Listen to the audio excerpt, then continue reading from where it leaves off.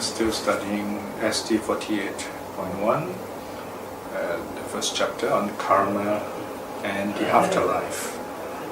Today we will look at the pretas again, especially in connection with what's called dedication of merit, sometimes mislabeled as a transference of merit. And the next talk also will continue with this similar topic on the pretas,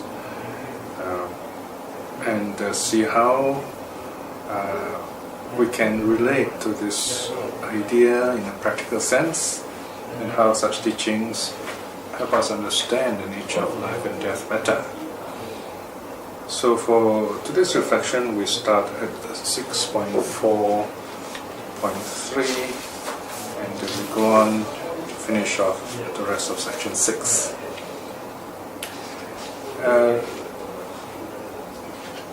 When we talk about the pretas, we can see a very interesting development, because in other words, the development in the Buddha's time and after the Buddha's time, and then in recent times. In other words, when Buddhism went out of India, especially to China, so you begin to see different ideas begin to develop about the nature of the pretas, which can be translated simply as the departed. That was the original Indian meaning, if you like. In Buddha's time, when the Buddha when the suttas talk about the pretas, or Sanskrit preta, it refers to simply someone who has passed on. Of course, in the Brahminical sense, the consciousness of this departed is kind of stuck in a kind of a limbo or halfway situation.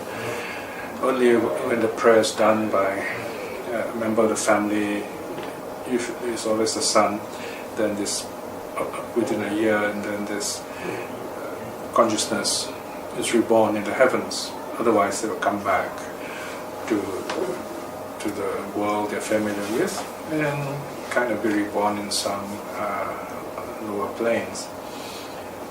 The Buddhist idea is slightly different here. The Buddhist idea is simply that this preta is one of the 5 realms or 6 realms, depending on the tradition you follow. The Sutta tradition mentioned 5, but in the stories we do have the 6th realm also mentioned, that is the Asura. The 5 realms are, of course, the first is the human realm, then you have the happier realm, that is the Deva realm, which is a general term for the heavenly beings. And then you have the animal world, the preta world, and of course the hell being as well, kind of, it's a place of violence. So you have either 5 or 6.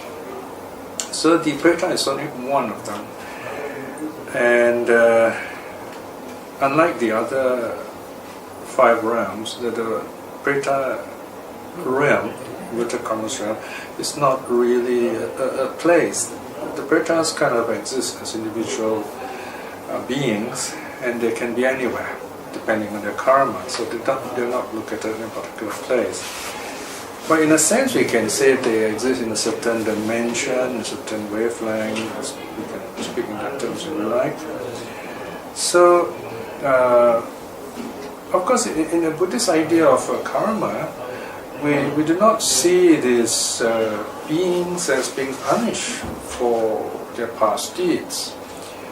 These beings are reborn as such, as devas, or as humans, or as animals, as pretas, as hell beings. On account of their karma, yes, but it's because of the habitual action, meaning the way they act to their body, the way they speak, and the way they think, especially the way we think. And this mental karma is becoming our habitual karma, continues after death. And this is the karma, this is the habitual mental action that continues this consciousness depending on what kind of consciousness we harbor. So in the case of the pretas, they can be, in other words, addictive. People addicted to things, people who are attached to things. Of course, they have a negative mental state. The traditions that in the sutras, in the stories, the people who become pretas are said to be greedy, deceitful, corrupted, compulsive, jealous, and or false, generally speaking. So as a result of this karma, they continue to be reborn, to become the kind of actions that they habitually do. And as a result, they have insatiable hunger. Now the situation of the pretas is rather strange in the sense that, for example, in the later texts, in the Avadana Shataka, they're depicted as huge as mountains. But they're not physical in our sense, although they inhabit the sense world. They are huge as, they appear to be as huge as mountains, and their face looks like a mountain. And whereas their mouth is just a pinhole.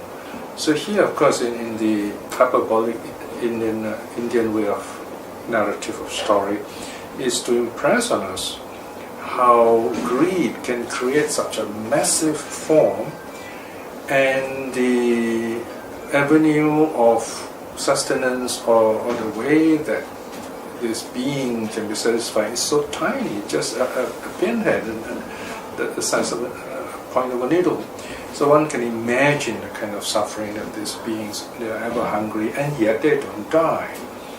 They're going to spend that period suffering, if you like, so-called eternal hunger or protracted hunger, if you like. So, in this sense, they are living out their habitual karma, in other words. It's just like, even among people we know, that there are people who just love worrying.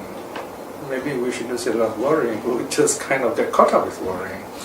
And they're always worrying about something. And when everything goes well and there's nothing to worry about, they become even more worried. They say something's wrong. Why is everything is all right? And they get more worried.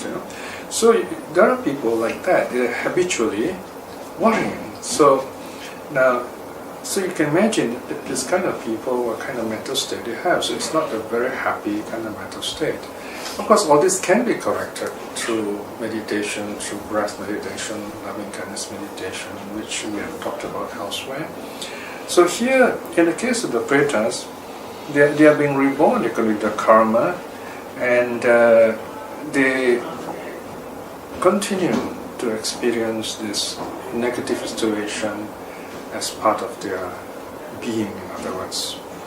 So, of course, as the centuries pass, you find that various later traditions began to embellish, began to kind of tell more stories about the pretas, and sometimes even local ideas, local beliefs also kind of contribute to this idea.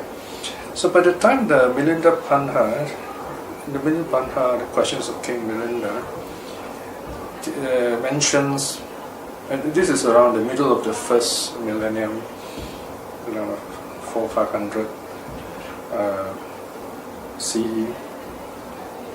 The Milinda Panha mentioned 4 types of pretas. The first is the vomit feeder, then there is the one tormented by hunger and thirst, and then there are those burning with craving, and those dependent on the offerings of others. So these are like 4 general classes.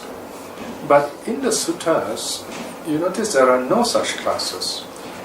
The beings, the pretas, are all described individually, depending on the kind of bad karma they have done.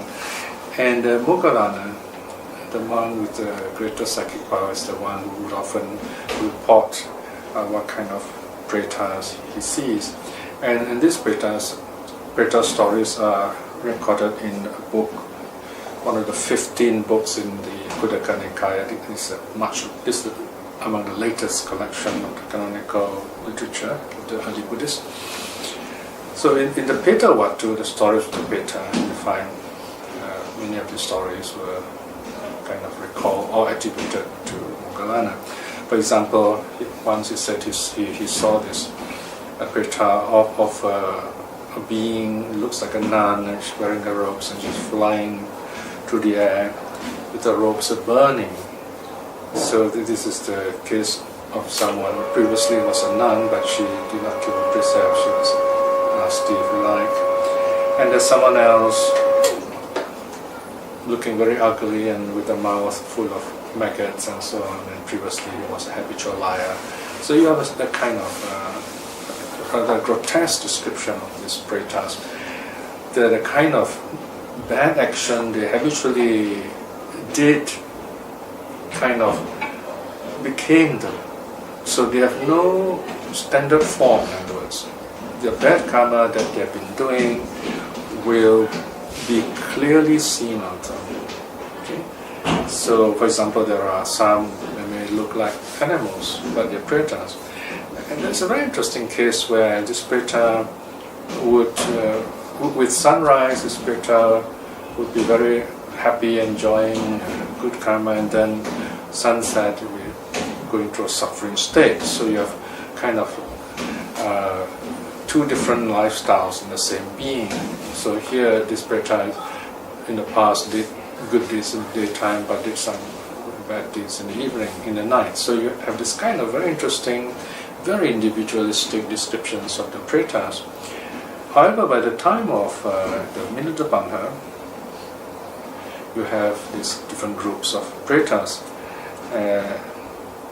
And then in the Avadana Shataka, around the late 5th to early 6th century, you have some more stories where, this is a Sanskrit word, Avadana Shataka, where the pretas described to be their faces like mountain peaks and bellies huge like mountains, but the mouth like the eye of a needle, so very tiny.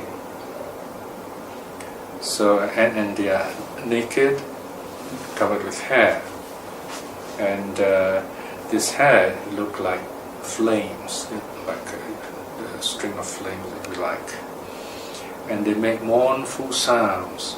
So these mournful sounds, not to frighten people, they can't communicate, they can't talk like humans anymore, so they make these mournful sounds to elicit pity from humans. So the idea of the pretas is not to frighten people, but rather they're crying out for help. Okay. So this is very interesting, because later on in the story you see a husband whose wife became a preti. A preti is a feminine form of preta. Actually, kind of, he tries to help the wife. We'll come to that in a moment. Now, one more point. So we have the late 5th to 6th century in the Avadana Shataka, the Sanskrit word, you have this kind of new description of the pretas. And then when Buddhism went to China, the Chinese began to see they began to meld the Indian idea with the Chinese ideas. So we have the Chinese conception of the pretas. And this is where they were called Erkoi, it is hungry ghosts, and that's where you get this term form. It's from the Chinese beliefs. They suffer from extreme hunger and thirst. What's interesting is, with popular belief in China, the hungry ghosts and the hell beings seem to be conflated. Although traditionally, of course, the Buddhists they understand the pretas and the hell beings to be separate states. So we have this kind of development of folk beliefs as we proceed. So in our own times, we do have this kind of understanding. For example, in Southeast Asia, the Chinese would tend to have, although they follow Theravada rituals, they like to have traditional Mahayana Chinese idea of the pretas. And Buddhist tolerance does not dictate that they should particularly believe in a certain way. How the pretas look like depends on which teachers' sermons, what Buddhist books or suttas they read. So, but the general idea that there are these pretas that when we die, we are reborn, and the possibility of becoming Pretas are there. So the belief is very common even today, and the rituals done to help them, which we'll talk about today. So now the question is, how do we help such beings? So here the most common method is popularly known as transference of merit. But it's very important that I emphasize here this term is wrong. It should not be used. It reflects a very wrong notion, a wrong view, that merit is negotiable, karma is negotiable. You can kind of bribe the karma. You can't. Karma is like gravity. It works by itself. It's not dispensed by anyone, not by the Buddha, not by King Yama. Karma acts like a natural law. So you cannot bribe, you cannot perform rituals to stop this karma. But there is a way these beings can be helped. And it is quite easy to understand how all this works, even through simple psychological understanding. This is where we should not use the word transference of merits, but rather to reflect the proper teachings of the Buddha and the process by which these pretas are helped. We should use the term dedication of merit. Dedication of merit. And this word will have a very important bearing, as we will notice in a moment. So, basically, just to help us remember this important term, dedication of merit, there are 3 points we must remember when we perform this ritual. Maybe ritual is not a good word. When we dedicate merit, or when we try to help this being that is kind of caught in this unhappy state. Number 1, we must recollect that person. We must remember this person. Now, this person doesn't need to be a relative. It can be anyone we know. So because according to the Buddhist teachings of rebirth, somehow we all are related because of the countless rebirths that we have gone through. So we have been fathers and mothers, brothers, sisters, husbands, wives, all the different human relationships to each other. So in that sense, we are all connected. So anyone can kind of dedicate this marriage to anyone else, to the pretas in this case. So, number 1, we have to remember this person, recall this person. Number 2, we should remember something good this person has done. Not negative situation doesn't help. Some happy things, or just remember this person as a good person. And then number 3 is where we cultivate loving kindness towards this person. Even if this person, maybe in point number 2, we're not able to recall something good about this person, we can just kind of live it like that. But number 3 is where we send out this loving kindness to help this person start all over again happily, so to speak. So these are the 3 main points to remember, which will return in due course. Now we have a couple of stories here to help us understand how this dedication of merit works, how we can help the departed. Now the first story is called the Sadhina Jataka. This is a Jataka story, one of those ancient stories used by the Buddhas. Here the story goes, this is on top of page 30. It says once the Bodhisattva was reborn as Sadhina, the king of Mithila. And he was a very good king, very kind person. They built 6 alms hall and spends daily 600,000 pieces of money on alms. There are many such stories in ancient India of good kings. Of course there are bad kings, but these are good ones. He lives a good life, a moral life, and his subject follows his example. And then even the gods in the Tower King's heaven in one of the lower heavens, they're very concerned, they're very interested and excited when there are good people on earth, and they would like to meet them.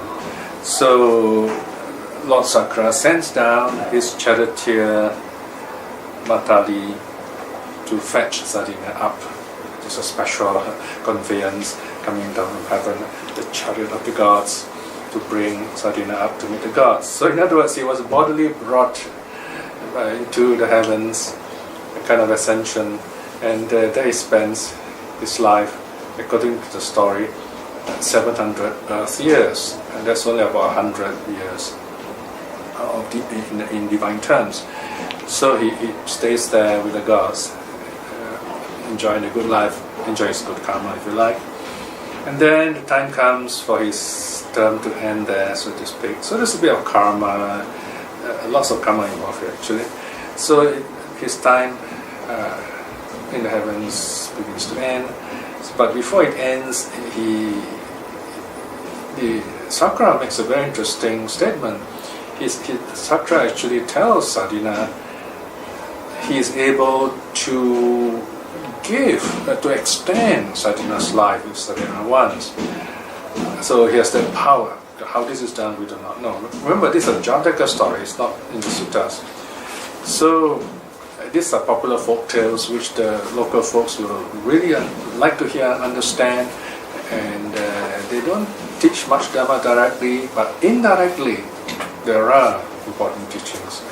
So what is the important teachings here? Okay, so this king is offered a life extension by Lord Sakra, but the king replies and says, no, I do not want that kind of gift.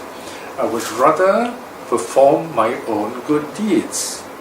So this is the Buddhist aspect of it. So you can say the Jataka stories are a kind of popular idea of goodness, but the king says, no, I would rather do my own good deeds and have my life extended.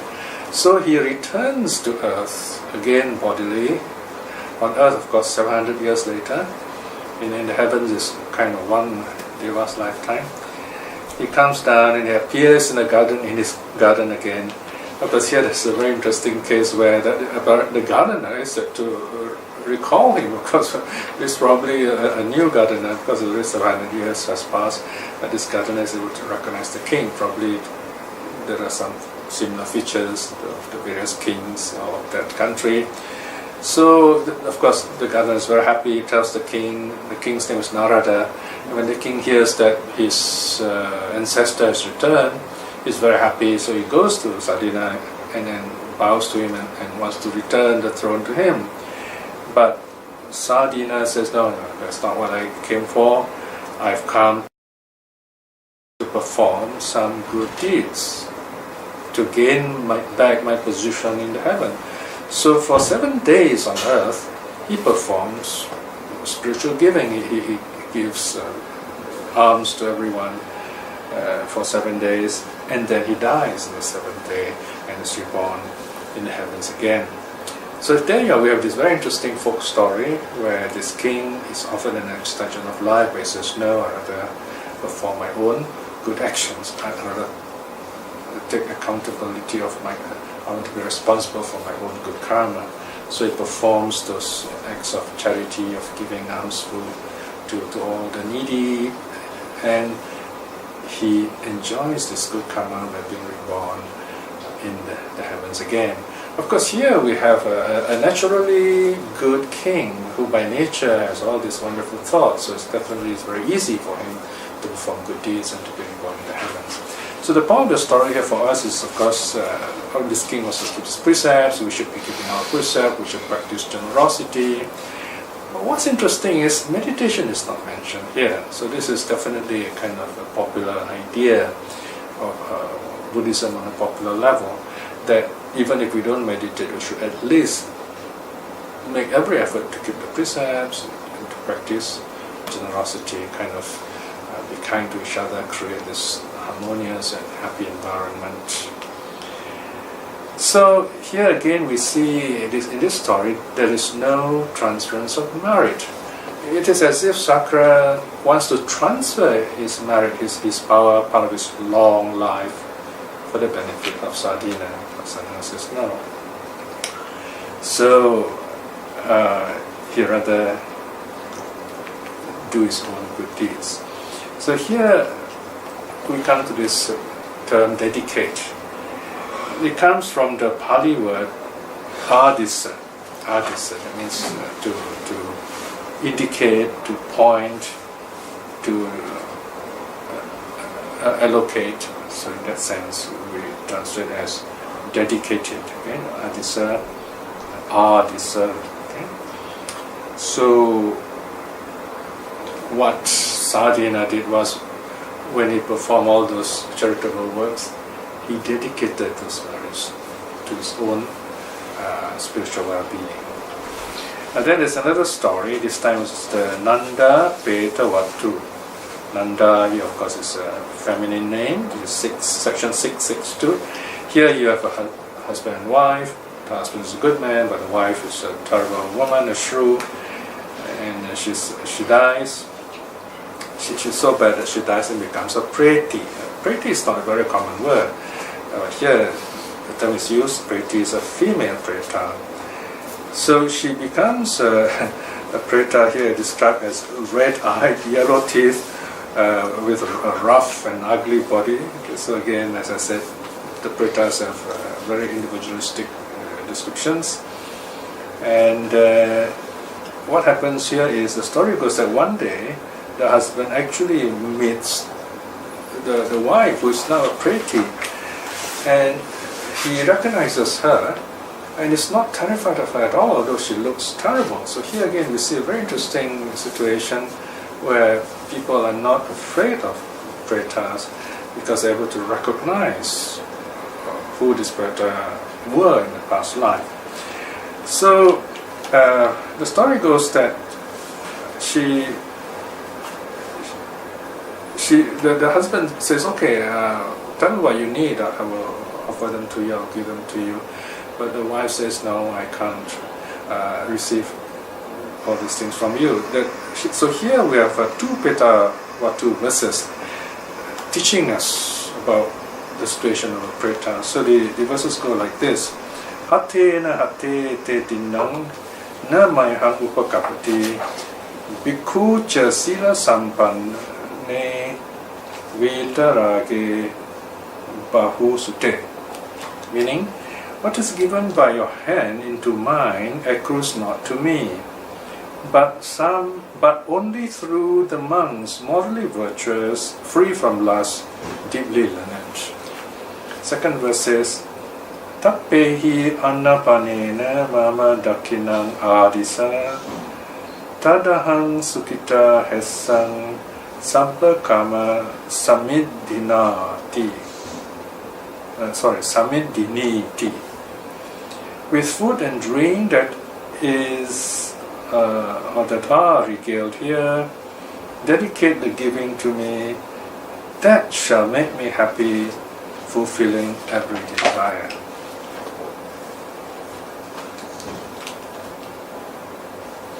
So here we see the Peta Vatu says the offering should be made to virtuous monks, and this is a very common theme in the Peta Vatu. So here the story goes that the husband does just that, and then she dedicates the marriage to her, and she's transformed into this purified being, into a deva actually. So she's relieved from her state, and then she blesses her family because now that she's relieved of her suffering.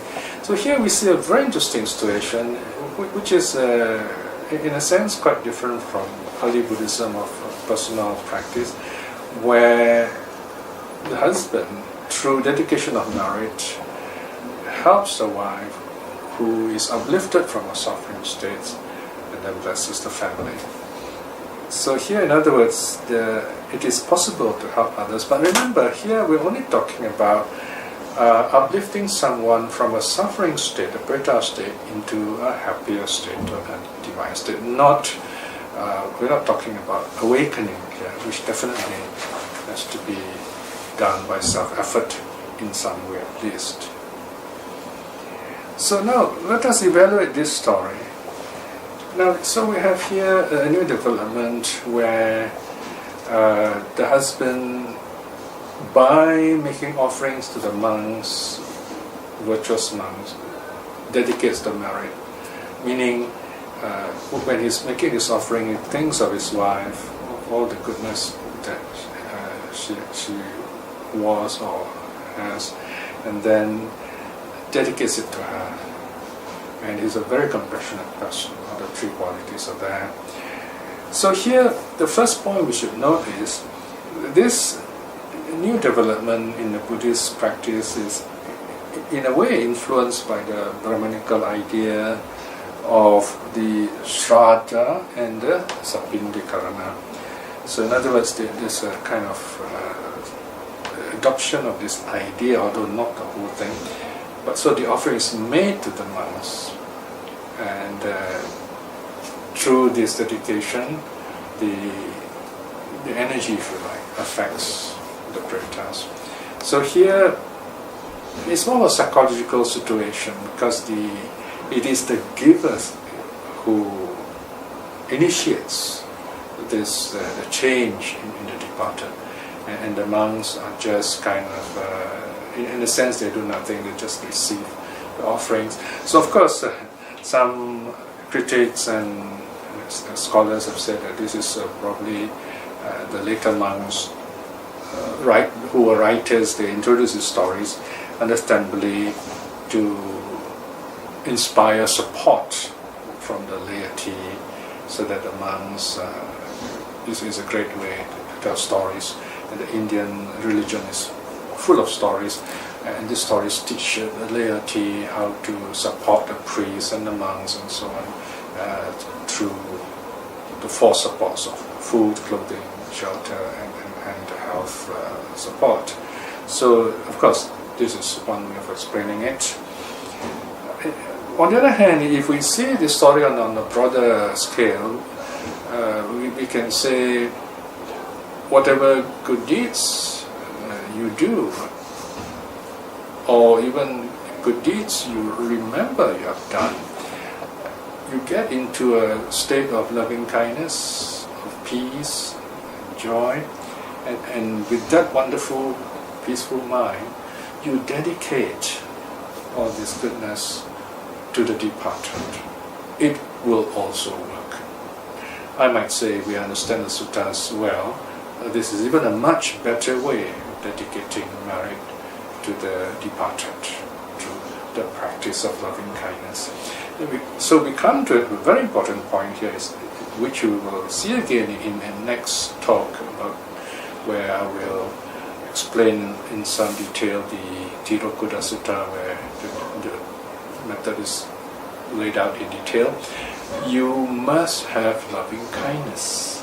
In any kind of prayer for the dead, any kind of dedication of merit to the pretas, there must be loving kindness, without which it will not work. So having said that, let us go on a bit more. So here what happens is, when we dedicate that merit, this preta somehow feels fulfilled. We can put this in a simple psychological story. It's like you're feeling lonely and unhappy, and then you see your loved ones, your relatives, actually remembering you and saying good things about you and praying for you. And as a result, you feel happy. I mean, it's like a surprise birthday party. Suddenly everyone stands in front of you wishing you happy birthday. You feel really good, you feel really happy, and there is this welling up of really wonderful energy inside you. So this is what happens to the preta. The preta is, by himself or herself, is unable to cultivate this happiness. So the preta is always full of fear and sadness and hunger and pain. So here he's able to experience this joyful state, and it is this joyful state that transforms this preta into a higher being. So we helped through our loving kindness to help this preta to come out or to arise to transform from the previous negative state. So we have loving kindness and compassion must be there. So just rituals alone, no matter how elaborate and noisy, won't help, won't work. So this is where we have in Southeast Asia very popular ethnic rituals where relatives will come along, and whether they love the deceased or not, they just perform the rituals mainly as a social duty to look good in the face of the public, or maybe to show others they are worthy of the inheritance and so on. And they just perform the rituals by paying professional priests and even mourners. And the rituals can be very noisy. And so, of course, the Buddhists don't do this, and we would say these are not helpful rituals at all. In fact, if you look at any of these kind of rituals, they're actually consigning the dead to the Preta world. It's just a ritual saying, oh, they're going there and that's it. So it's not a very happy event, really. So apparently in the traditional folk belief, none of these deceased go anywhere higher than the Preta world. So they're kind of stuck into just that one world. It's like this dark Hades of the traditional people. So this is something not the Buddhist idea, whereas in the case of the Buddhist teachings, you can help this deceased be reborn in a happy state. Or better, you can yourself, through your own calmness and meditation, be reborn in a happy state after passing away. So here we have another set of stories called the Vimana Vatu, where people who habitually do good karma, then they are reborn in happy states. So in the Vimana Vatu, we have a total of 83 stories, also told by Moggallana, whereas in the Pitta Vatu, you have 51 Pitta stories, so that they're more happy on these stories. But someone does something good, like giving a flower at the shrine and so on, and then they are reborn with this wonderful heavenly mansion. So here again we have this idea of heavenly rewards. Of course, all this betray a kind of behavioristic idea where if you do good, this is what you get, you do bad, and this is what will come to you. This is the nature of popular Buddhism, if you like. So I'm just explaining these ideas so that we know where we stand and what we should really do when it comes to dealing with ourselves and with someone who has passed away. So here, as I said before, it is a wonderful thing if we're able to make offerings to a sangha of very virtuous practitioner, because we create this wonderful atmosphere of giving, of charity, of joy, of fellowship, and so on, and that really helps the departed too. And in other words, this practice of honoring and helping the dead also helps the living to live happily together as a spiritual community, and I think that is a very good idea. And another important point we should note here is that the mental aspect, our mental aspect, our joy and happiness, our loving kindness towards the deceased is also very important. In order to have this kind of loving kindness, because of the nature of loving kindness, we have to feel unconditional acceptance of everyone around us too. So in other words, everyone involved also benefits. So it's a kind of a universally good situation. So this is what we say dedicate. It's merit making, punya karma. Okay? This is the term used here. And this is how it should be properly done, in other words. So here, again, when we talk about giving, the primary position of giving to the virtuous monks, we are again highlighting the priority of renunciation.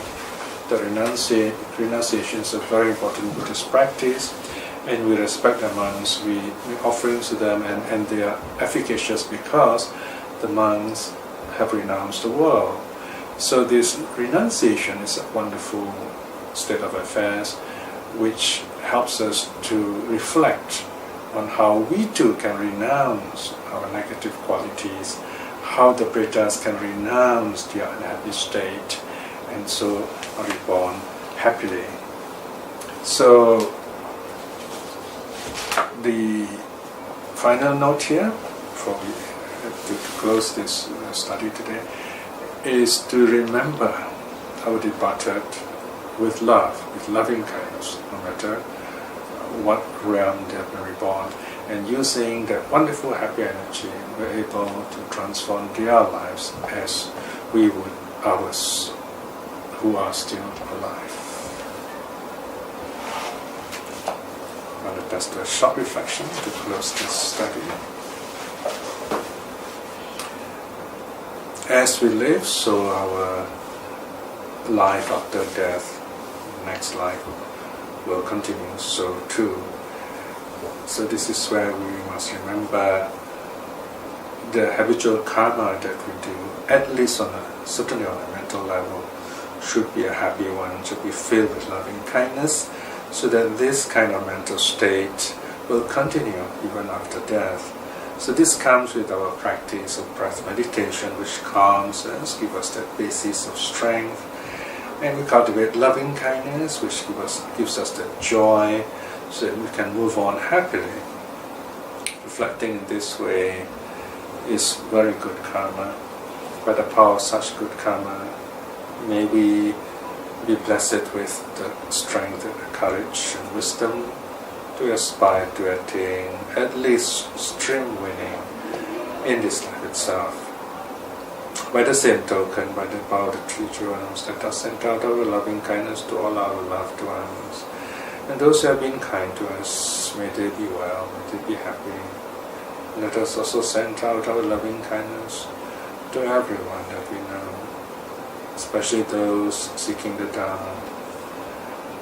May they find the true teachings, true happiness in this life itself.